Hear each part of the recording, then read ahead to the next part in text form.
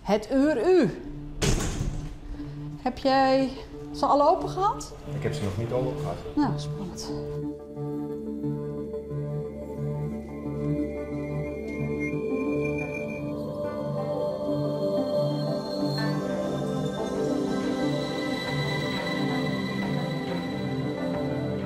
Het erfgoed van Friesland bewaar je voor de eeuwigheid. Dat is de opdracht van het Fries Museum. En dat doen ze met het beheer van 210.659 items, of onderdelen van items, die het vertellen hoe dat erfgoed. Al die items binnen van us. Vertellen oer us, maar hoe worden ze van us?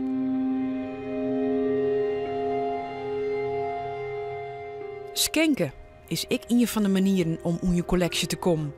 We binnen in Delft, voor het verhaal van Friesom Utens Bouke Zelle, oud-Leeuwarter. Vroeger ging ik ook wel naar het Fries Museum, naar de Tweebaksmarkt. En ook nu het op het Saarland staat, ben ik ook al verschillende malen geweest. Ook natuurlijk bij de tentoonstelling van Mata Hari, die dezelfde achternaam heeft als ik. Ben je familie? Nou, dat is al verre familie. Dus haar voorvader en een van mijn voorvaderen, die zijn dezelfde. Bouke Zelle helpt een kunde van hem zijn huis leeg te heljen, die het liet ze weeën. En dan valt het eeg van Bouke Zelle op 2 oude glazen leertruten met erop familiewapens. En toen dacht ik, ja, dat moet je uitzoeken wat die ramen nu betekenen. Hij giet op digitaal onderzoek uit. Toen kwam ik een bericht tegen van iemand uit Dokkum die gezien had dat in het museum Tetra van Elven in Delft 2 vergelijkbare ramen zijn. Paul Tetra was een 19e-eeuwse kunstschilder en hij was gespecialiseerd in historisch schilderkunst. Dus echt maar, zeg maar, ja, historie, de Nederlandse geschiedenis in beeld. En iemand anders die reageerde erop en die zei van, ja, die komen uit Wiardenstaten van Gautum. Wiardenstaten was echt een hele grote. Het werd ook wel in de familiekronieken van de familie van Kamminga wordt het ook het kasteel te Gautum genoemd. Er is ook steeds een stukje bijgebouwd in de loop der eeuwen. En het was oorspronkelijk van de Wiarda's, dan hebben we het over de 14e, 15e eeuw. En dan heel langzaam komen de Eminga's. En die Eminga's die sterven uit als de laatste Tjepke, oftewel Tiberius Pepinus, 3 keer trouwt en geen enkel kind krijgt. En dan komt de staat in bezit van de familie van Kamminga. En toen heb ik ergens in dit jaar het Fries Museum een mailtje gestuurd, ook met een foto van die ramen. En toen kreeg ik vrij gauw bericht dat ze erg geïnteresseerd waren in die ramen. En dat ze ook vroegen of die ramen geschonken konden worden.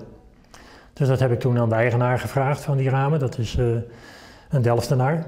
En die stemde daarmee in. Dus er is een brief getekend dat hij afstand deed van die ramen. En dan hebben we een paar weken geleden die ramen naar Leeuwarden gebracht, naar het Fries Museum. Dat vind ik altijd wel spannend.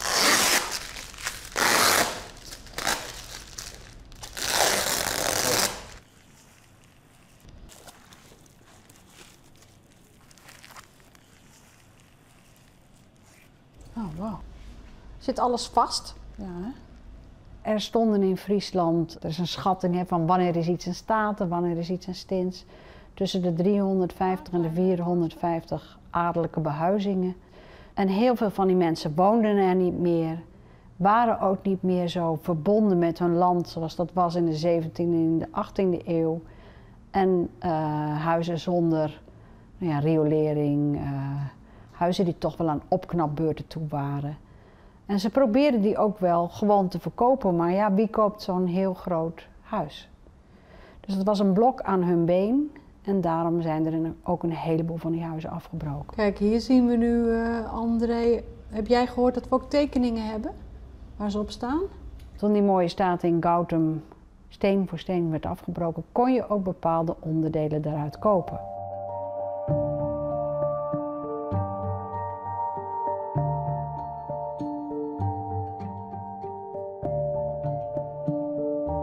En is hij degene die ook 4 ramen heeft meegenomen uit Wiardenstaten te Gautum toen dat werd afgebroken? Nee. Hoe komen ze dan hier in het museum? Dat denken wij van niet. Ja, Paul Tetra was een verzamelaar, Maar dan vooral van keramiek, van porselein, van schilderijen. Dus ik kan het me bijna niet voorstellen. Het wenhoes van Paul Teter van Elven wordt nooit dit museum. Het bestuur van die tijd gaat enthousiast de boel opkrijgen. De administratie van de Putjeman wordt erbij hellen. Nee, hier hebben we eigenlijk een deel van de administratie van Hazeveld. Alles waar die gele briefjes bij zitten, dat heeft hij dus voor het museum gedaan. Ja. Maar ik heb nog niks kunnen vinden waaruit blijkt dat hij hier 2 ramen ingebouwd heeft. En wat is dan de link met de schenker, met het museum? Hoe zijn ze ooit hier gekomen? Nou, wat wij denken, de naam Hazeveld, die komt iedere keer bovendrijven. Dat was een familie van onder andere timmermannen.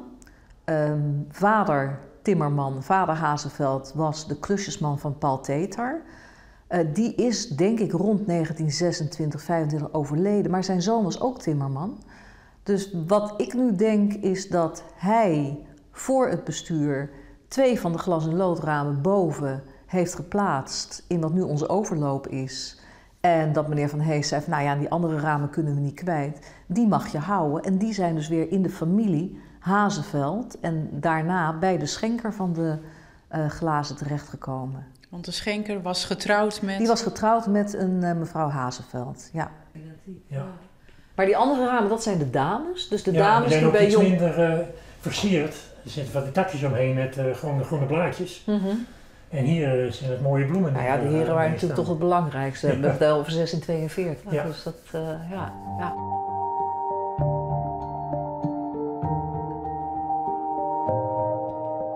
Fjouwer Ruten uit de Wiardenstaten, al die tijd in Delft. De maalje, die blauwe, maar na 130 jaar komen de vrouwen weerom naar Friesland. Binnen ze weg van us. Maar dit verhaal hier ik oors geen kin. Je kan het in de krant lezen, in de Oude Leeuwarden Courant. Dat is in 1881? Ja, op afbraak verkocht. En dan schrijft meneer Kamminga in het aantekenboekje dat hij er ongeveer dik 7000 gulden voor gehad heeft. En dat hem dat zo zwaar tegenviel. En feitelijk waren ze iets te laat. Als ze eerder besloten hadden, dan had het Fries Museum ook in die staten kunnen gaan trekken.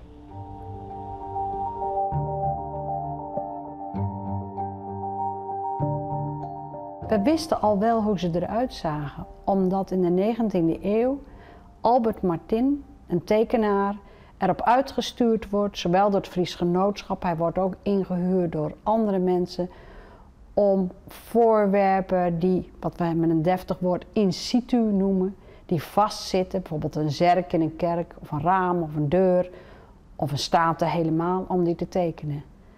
En we hebben meer dan 1500 tekeningen van deze Albert Martin. En daar kun je Friesland ook nog zien in detail, zoals het vroeger was. En hij had deze 2 ramen die we nu gekregen hebben ook getekend. Troch die tekeningen weet het museum dat de Ruten eer op nij imekorset binnen. En dat net heel goed gaan is.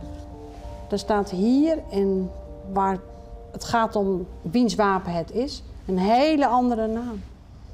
Dus dat is omgedraaid.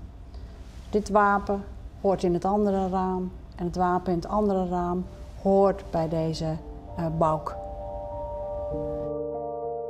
Dan kun je de Ruten weer herstellen, maar dat docht het museum net. Omdat het juist vertelt over de geschiedenis van het object. Eerst is het goed, dan gaat het eruit, dan gaat er iets een beetje fout, maar je kan het ook door de tekeningen laten zien hoe het oorspronkelijk zat. Het vertelt de reis van het verhaal. Ja.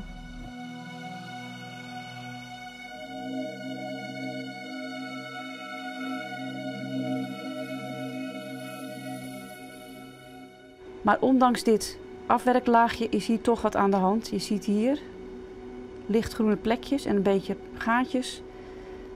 Deze baardang heeft dus bronspest.